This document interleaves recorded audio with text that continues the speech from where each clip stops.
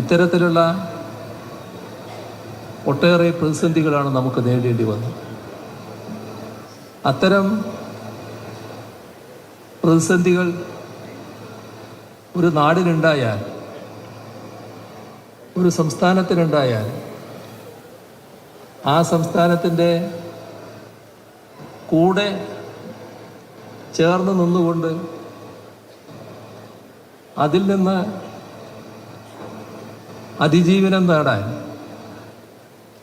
സഹായിക്കാൻ ബാധ്യതയുള്ള സർക്കാരാണ് കേന്ദ്ര സർക്കാർ.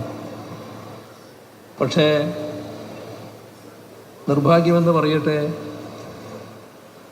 ഒരു ഘട്ടത്തിലും ആവശ്യമായ സഹായം നമുക്ക് ലഭിച്ചില്ല. തീർത്തും നിഷേധാത്മക നിലപാട് സ്വീകരിച്ചു. ലഭിക്കുന്ന സഹായം തന്നെ തടയുന്ന നിലയുണ്ടായി. മറ്റുള്ളവർ നൽകുന്നത് പോലും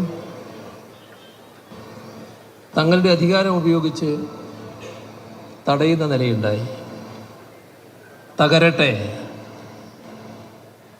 കൂടുതൽ തകരട്ടെ, ഈയൊരു നശീകരണ വികാരം അതായിരുന്നു കേന്ദ്ര സർക്കാരിനെ നയിച്ചു. ഇവിടെ പറഞ്ഞു, ഏറ്റവും ഒടുവിലുള്ള മുണ്ടക്കൈ ചൂരൽമല ദുരന്തത്തിൻ്റെ കാര്യമടക്കം. നൂറ്റാണ്ടിലെ മഹാപ്രളയം നമ്മുടെ ഈ പ്രദേശമൊക്കെ ഒഴികെ കേരളത്തിൻ്റെ മറ്റെല്ലാ ഭാഗങ്ങളും തകർത്തെറിഞ്ഞ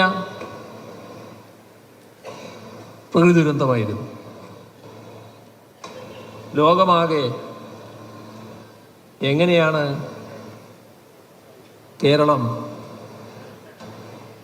ഇതിൽ നിന്ന് കരകയറുക എന്ന് ചിന്തിച്ച സമയം. പക്ഷേ സഹായങ്ങൾ നിഷേധിച്ചിട്ടും നമുക്ക് നമ്മുടെ നാട് പ്രിയപ്പെട്ടതായതുകൊണ്ട് തന്നെ ആ നാട് അതിജീവനം ഉറപ്പുവരുത്തക്ക രീതിയിൽ ജനങ്ങളാകെ സർക്കാരുമായി സഹകരിച്ച് നിലപാടെടുക്കാൻ തയ്യാറായി.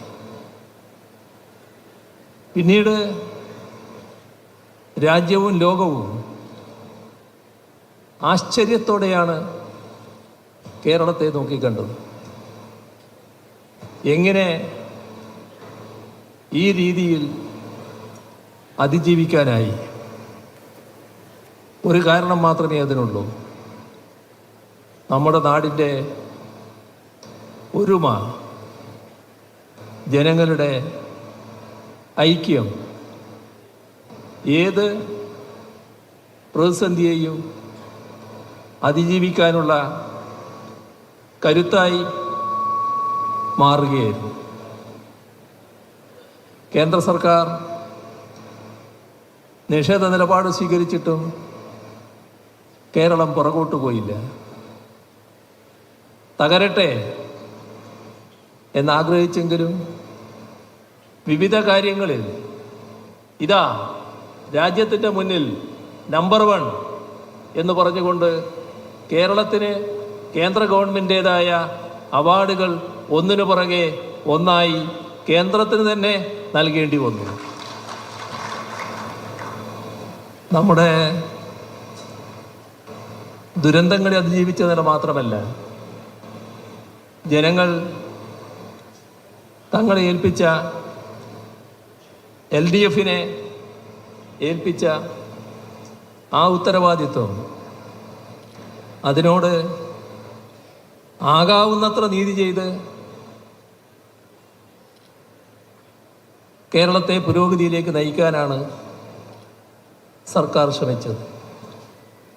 ഞാനിപ്പോൾ ഓരോന്നും എടുത്ത് പറയാൻ ഉദ്ദേശിക്കുന്നില്ല.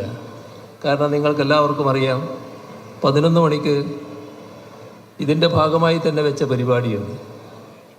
അപ്പം എല്ലാ കാര്യങ്ങളും ഇവിടെ പറയാൻ തയ്യാറായാൽ ആ 11 മണി അങ്ങോട്ട് മാറിപ്പോവും. അപ്പം അതുകൊണ്ട് തന്നെ വിശദമായി ഞാൻ ആ കാര്യങ്ങളിലേക്ക് ഇപ്പോൾ പോകുന്നില്ല. നമുക്ക് പിന്നീടും സംസാരിക്കാവുന്നതാണ്. എന്നാൽ കേരളത്തിൽ നടക്കില്ല എന്ന് കരുതിയ ഒരുപാട് കാര്യങ്ങളുണ്ടായിരുന്നു. ഒരു ഭാഗത്ത് നാഷണൽ ഹൈവേ, ഇതാ ഞാനിപ്പോൾ ഇങ്ങോട്ട് വരുമ്പോൾ ഇന്നലെ 2-3 ദിവസം മുമ്പ് ഞാനൊരു വരവ് ഇവിടെ വന്നിരുന്നു. വെള്ളൂരിലൊരു വരേണ്ട ഒരു കാര്യമുണ്ടായിരുന്നു. ഞാനെന്തോ ആലോചിച്ച് കുറച്ച് കഴിഞ്ഞപ്പോൾ വെള്ളൂർ എത്തിയിരിക്കുന്നു.